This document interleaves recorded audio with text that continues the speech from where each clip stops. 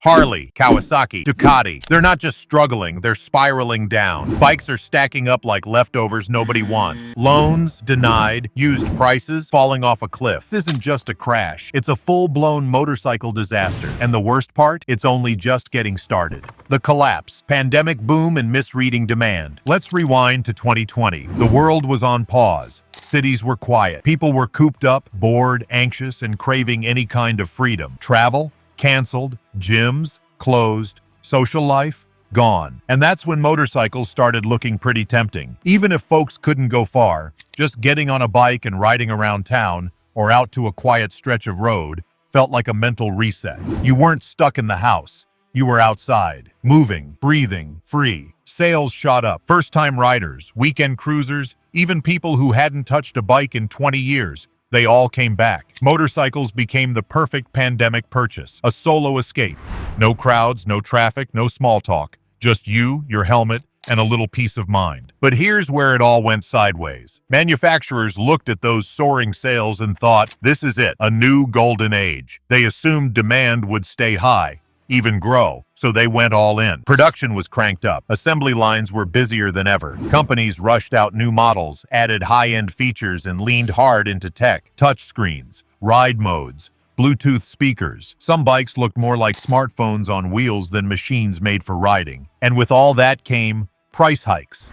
Entry-level bikes that used to cost $6,000 started creeping past $10,000. Some cruisers, once around $18,000, shot up to $30,000 or more. It didn't take long for motorcycles to feel more like luxury goods than weekend fun. The result? Manufacturers were building bikes for a demand that no longer existed. They kept pumping out bikes.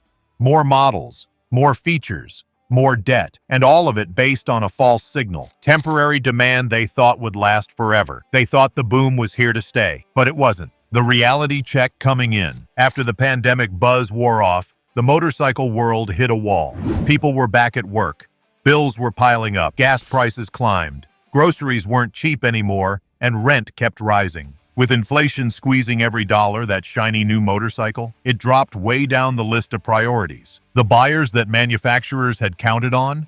Gone. It wasn't a slow fade either. It was like someone flipped a switch. One minute, bikes were flying off the lot. The next, showrooms were empty. And dealers? They were left holding the bag. The problem is, most dealerships don't own the bikes they sell.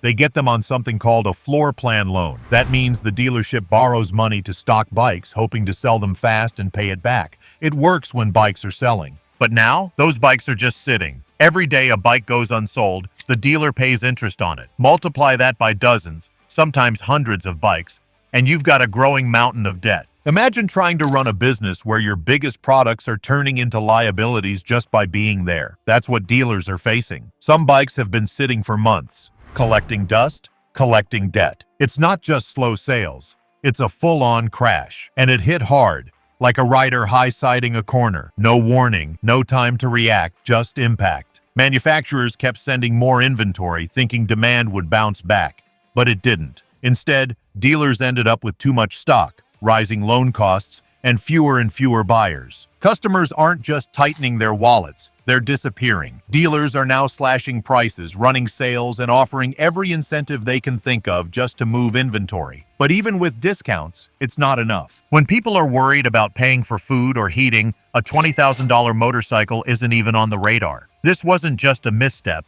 it was a misread of what riders really needed and could afford. And for an industry built on timing, passion, and precision, they missed the mark badly. Why riders aren't buying? In the past 5 years, the average price of a motorcycle has shot up by nearly 40%. That's not just inflation. That's manufacturers tacking on extra costs and calling it premium. Take the Harley Street Glide. In 2019, it was about $22,000. Today, you're staring down a sticker closer to $35,000. That's a price tag creeping into SUV territory. And sure, the new model might have a bigger screen, some fancy lighting, and a Bluetooth system that connects to your phone, but that doesn't mean it rides any better. That's where riders started calling out the nonsense. Manufacturers called it premiumization, but a lot of riders just saw higher prices for fluff they didn't ask for. More gadgets, more screens, more features you need a manual to understand. but less of what made bikes feel raw and real. And that's before you even get to the insurance and financing nightmare. Financing a motorcycle used to be manageable. Back in 2019, you could get a decent loan at 3% to 5% interest. Today, try 9%. Maybe even 18% if your credit's not spotless. Some buyers are getting flat-out denied. Around 1 in 5 applications are getting rejected. That's 20% of riders who can't even get through the door. And if you do get approved, the monthly payment might make you think twice. Then comes insurance. Higher bike prices mean higher premiums, especially for anything with high horsepower or sporty styling. In some states, riders are now paying over $2,000 a year just for insurance. But here's the final blow. The used market's crumbling too. Repos are up 30%. That means bikes people couldn't afford are now flooding the market. Used prices are dropping fast. And suddenly, the value of your current bike is sinking, fast enough that trade-ins are being rejected or lowballed. Dealerships in crisis. It's not just riders who are hurting. Dealerships are in deep trouble too. Most people don't realize this, but motorcycle dealers don't actually own the bikes on their showroom floor. They use something called a floor plan loan. It's basically a big line of credit from the manufacturer or a bank. Dealers use that money to stock their showrooms, and they pay interest on each bike every single day it sits unsold. When bikes move quickly, this isn't a big issue. Dealers sell bikes, pay off the loan, and turn a profit. But right now, bikes aren't moving. With sales down and buyers staying home, those bikes are just sitting, gathering dust and stacking up interest. Some dealerships have bikes that have been on the floor for over 300 days. That's not inventory anymore. That's financial dead weight. Now imagine this, a small shop with 100 bikes on the floor. If each one racks up even $10 in daily interest, that's $1,000 a day, just in interest. In a month, that's $30,000 out the window before they even sell a single bike. And that doesn't include rent, employee wages, utilities, or marketing costs. It's a slow bleed that's turning deadly. The smaller, independent dealerships, the ones that built the riding community, are the first to fall. These are the mom and pop shops where riders used to gather, share stories, and get honest advice. But good vibes don't pay the bills. Many are cutting staff, slashing prices, or begging manufacturers to take bikes back. Some are shutting their doors quietly, with no big announcement, just another closed sign and a dark showroom. Bigger corporate dealerships aren't doing much better. They're surviving for now, but mostly because they have more money in the bank and better connections. Still, even they're sweating. And what's left behind? Empty showrooms that feel more like expensive storage units than places of excitement. This crisis isn't just about lost sales. It's about losing something deeper. The community, the tradition, the personal touch that made motorcycle culture special. If this trend keeps up, we're not just losing bikes, we're losing the soul of riding. And without strong dealerships, where does the next generation of riders even begin? And it keep getting worse. Industry's biggest flops. Let's be real, some of the biggest names in the motorcycle world made huge bets and lost big. It wasn't just the economy that hurt the industry. A lot of it was self-inflicted. While prices were rising and riders were struggling, manufacturers dropped bikes that completely missed the mark. Take the Harley Livewire, for example. It was Harley's first electric motorcycle, and it came with a $22,000 price tag. The idea? Attract a younger, eco-friendly crowd. The result? Crickets. Harley's loyal base wanted loud pipes and a raw, old-school feel, not silence and a charging cable. And the younger crowd? They weren't interested in dropping car-level cash on a bike they couldn't take cross-country. Sales were weak, and the Livewire sat in showrooms, untouched. Then there's the Indian challenger Darkhorse. On paper, it looked like a strong contender. Modern design, powerful engine, $28,000 price tag. But it didn't know who it was for. Too high-tech for traditional cruiser fans, not cool enough for younger riders. It fell into an identity crisis, and the market ignored it. The Kawasaki Ninja H2S SE was supposed to be a high-performance masterpiece,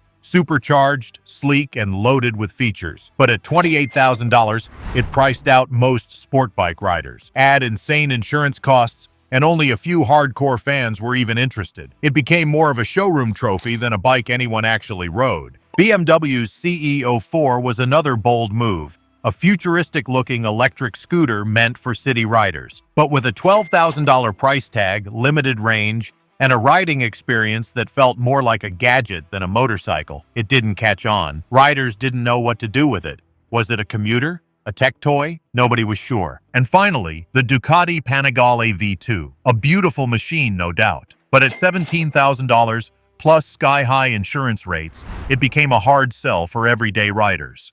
It looked fast standing still, but it became another expensive model collecting dust. All these bikes had potential, but they were built for buyers who didn't exist. Wrong timing, wrong pricing, wrong strategy. In a time when the market needs value and identity, these flops proved one thing.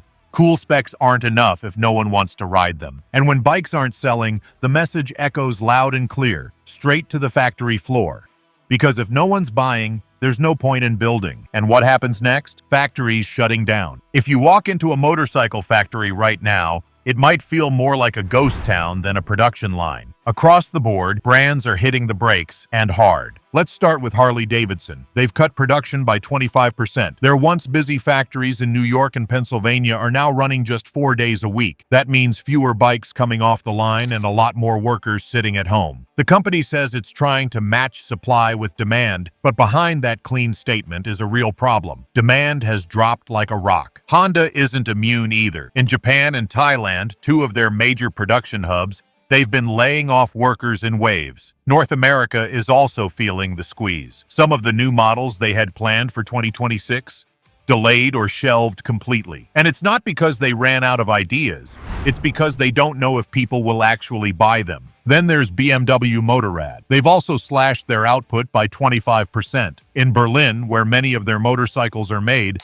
the assembly lines are slowing down. Engineers and production managers who were once focused on rolling out the next big thing are now working on cutting costs and figuring out how to stay afloat. The truth is, this isn't just about trimming excess. It's survival mode. Bikes are sitting unsold in showrooms. Dealers are buried in inventory. And factories, they're paying more for materials, energy, and labor, while bringing in less revenue. Even shipping and storage are eating into their bottom line. Moving bikes from factory to dealer costs more now than it did just a few years ago. And storing those unsold bikes, that's a hidden expense that keeps growing by the month. These shutdowns aren't just temporary hiccups, they're signs of deeper trouble. When the big brands stop building, it means they're worried about the market, about spending, and about the future of motorcycling. But it goes even deeper than supply and demand. Because the real crisis? It's not just about money, it's about meaning. Brand identity crisis. There was a time when motorcycle brands stood for something. Harley Davidson? Pure rebellion. Ducati? Italian speed and style. BMW? Precision engineering. Riders didn't just buy bikes, they bought into a lifestyle, a feeling, a message.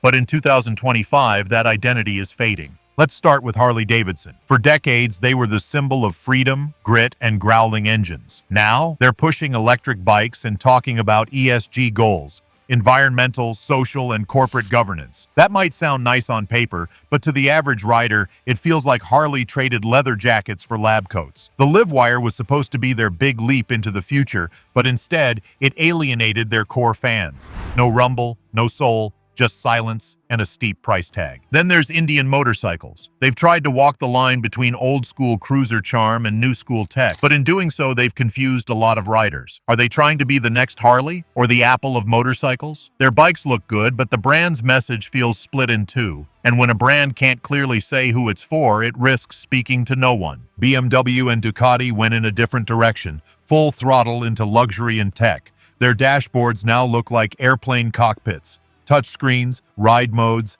apps, even rider profiles that remember your preferences. Sounds cool, right? But the problem is, many riders don't want a rolling computer. They want a machine that feels alive, something with grit and character. Instead, they're getting software updates and tech issues. It's like buying a sports car that constantly reminds you to update its firmware. And then there's the marketing. Slick ads, buzzwords, empty slogans. Riders are seeing through it. Authenticity has become just another sales pitch, and people are tired of it. The real stories, the real passion, the real connection to the road, it's all being drowned out by boardroom ideas and lifestyle branding. The core issue? These brands forgot who they were talking to. They drifted, chasing trends, tech, and image, while real riders felt left behind. Now, as the industry stalls out, the question isn't just what went wrong, it's can they still find their way back? Because this isn't the first time the motorcycle world hit a wall. Lessons from the 2008 crash. The motorcycle world has been here before, sort of. Back in 2008, when the financial crash hit, The industry took a big punch, but some brands survived. A few even came out stronger. How? They stayed grounded. Honda and Kawasaki, for example, didn't chase trends.